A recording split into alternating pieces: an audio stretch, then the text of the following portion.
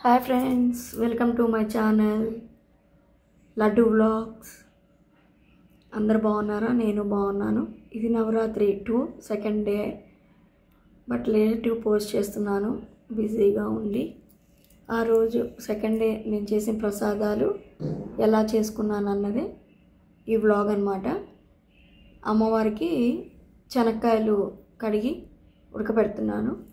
And నేను లలిత కూడా చదువుకుంటున్నాను కదా, పులిహార కూడా రెడీ చేసుకుంటున్నాను. ఆ పులిహార ప్రసాదాలు కూడా ఎలా చేస్తున్నాను అనేది ఈ వీడియోలో చూపిస్తున్నాను. నేను ఆ రోజు వ్లాగ్ ఏంటి, ఏం చదువుకున్నాను ఏంటి, దాంట్లో సిమిలర్గా ఉన్నాయి అని ఒక్కోసారి వీడియో చూపిస్తుంది. బట్ ఏంటంటే నేను ఏం చేశాను అన్నదే చూపిస్తున్నాను అనమాట. ప్రతిరోజుది ఏ రోజుది ఆ రోజు అనమాట. అయితే అన్నం కుక్కర్లో పెట్టేసుకున్నాను. అండ్ చింతపండు పులుసు పిసుక్కుంటున్నాను. నేను నా స్టైల్లో పులిహార ఎలా అనేది చూపిస్తున్నాను. నేను ఇలా గట్టిగా ఒక అరగంట ముందల బాగా వేడి నీళ్ళు పోసి నానబెట్టుకొని కొంచెం సాల్ట్ వేసి పెట్టుకొని ఇట్లా పిండుకుంటే గుజ్జు గట్టిగా, ఎంత గట్టిగా పిండుకుంటే చింతపండు పులిహోరకి బాగుంటుంది. వాటర్ కాకుండా అది పులుసు పిండేసుకున్నాను. శనక్కాయలు బాగా ఉడుకుతున్నాయి. తర్వాత నేను ఆయిల్ వేసేసుకొని జీడిపప్పు పల్లీలు ఫ్రై చేసుకుంటున్నాను. ఒక పక్క అవి ఫ్రై చేస్తున్నాను అనమాట. ఇంకో పక్క కడాయి జీడిపప్పులు కూడా వేసుకున్నాను, ఫ్రై చేసుకుంటున్నాను. ఇంకో పక్క బాండి పెట్టేసి మళ్ళీ ఆయిల్ రీహీట్ చేసేసుకొని తాలింపు దినుసులు వేసాను, చిటికెడు మెంతులు వేసాను, తర్వాత ఎండుమిర్చి, తర్వాత పచ్చిమిర్చి ఫ్రై చేసుకున్నాక అవి కొంచెం ఫ్రై అయినాక చింతపండు గుజ్జు పోసేసాను. తర్వాత పసుపు వేసుకున్నాను. తర్వాత సాల్ట్ తగినంత రుచికి, అది కూడా కలుపుకున్నాను. అన్నం ఉడికిపోయింది, ఆరబెట్టుకున్నాను. కొంచెం కరివేపాకు వేసుకొని పొడిగా ఆరబెట్టుకుంటేనే పులిహార బాగా కలుస్తుంది. చింతపండు పులుసు కూడా అయిపోయింది, కలుపుకుంటున్నాను. చాలామంది ఏంటంటే చేత్తో చక్కగా కలుపుతారు. అదేంటో నాకు అంటే మా అమ్మ ఒకసారి చెప్పారు.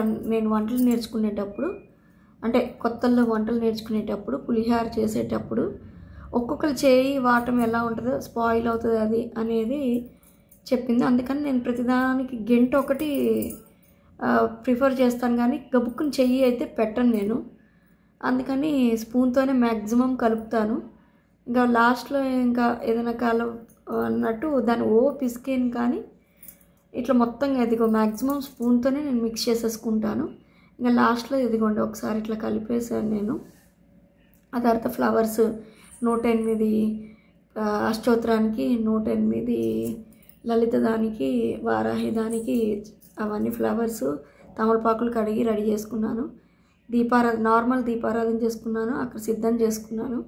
సాంబ్రాణి ఇంటి మొత్తం వేయడానికి రెడీ చేసుకుంటున్నాను. ఇక్కడ ప్రస్తుతానికి మా రోజువారీ దీపారాధన చేసి, మాకు కింద ఆఫీస్ రూమ్ కూడా ఉంది, దాంట్లో దీపారాధన చేయడానికి వెళ్ళాను అనమాట. అండ్ ఇంటి నిండా సాంబ్రాణి వేసుకున్నాను. తర్వాత పసుపు రాసుకొని కుంకుమది పెట్టుకొని ఇంకా అక్కడ అలంకరించుకొని వారాహి అష్టోత్తరం చదవడం మొదలుపెట్టాను. అయితే చదువుతూ ఎప్పుడు యాక్చువల్గా ఇంట్లో ఏదైనా విడిగా పూజ పెట్టుకుంటే నేను అయ్యగారిని పిలుచుకుంటాను ఖచ్చితంగా. ఎందుకంటే ఆయన చదువుతుంటే మనం చక్కగా ఇట్లా అష్టోత్తరానికి పూలు అయి పెట్టుకోవడానికి వీలుగా ఉంటుందని పిలుచుకుంటాను. బట్ ఈసారి ఏంటంటే సరే నేను చదువుకుందాంలే అన్నట్టుగా నేను పిలవలేదన్నమాట. అయితే నేను అష్టోత్తరం చదువుకుంటూ ఫ్లవర్స్ పెట్టుకోవడానికి కొంచెం ఇబ్బంది అయ్యిందనమాట. అందుకే ఒక 5 చదువుకొని 5 పూలు అలా పెట్టుకున్నాను అనమాట. అమ్మవారికి ఎర్రటి పూలు ఇష్టమని నేను ఎర్రటి గులాబీ పూలు తెచ్చుకున్నాను. అదిగోండి వాటితోనే అష్టోత్తరం చదువుతున్నాను. వారాహి అష్టోత్తరం స్తోత్రం కవచం చదువుతున్నాను నేను ఈ 9 రోజులు. ప్రస్తుతానికైతే 2వ రోజు అదే చదివాను. ఆ తర్వాత నెయ్యితో ప్రమిదలు పెట్టుకొని, మట్టి ప్రమిదలు పెట్టుకోవాలన్నారు కదా, మట్టి ప్రమిదలు పెట్టి ఆవు నెయ్యి పోసి దీపారాధన చేశాను. తాంబూలం పెట్టుకున్నాను మామిడికాయ పెట్టి.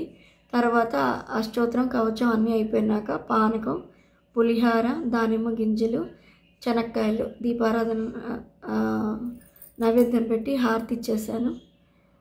అంతా ఎర్ర పూలతో అష్టోత్తరం చదివాను. తర్వాత కవచం అయిపోయిన తర్వాత ఇంక తెల్ల పూలతో నేను లలిత చదువుకున్నాను అనమాట.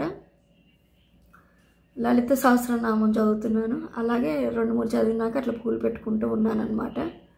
ఆ రోజు వ్లాగ్ ఇంక చదువుతున్నాను.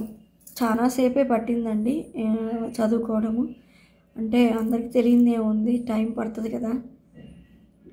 ఇంకా ఏంటంటే ఇవన్నీ చదివిన తర్వాత ఇంకా హారతులు అవి ఇచ్చిన తర్వాత వంట, ఎందుకంటే ఉపవాసం ఉంటాను కదా.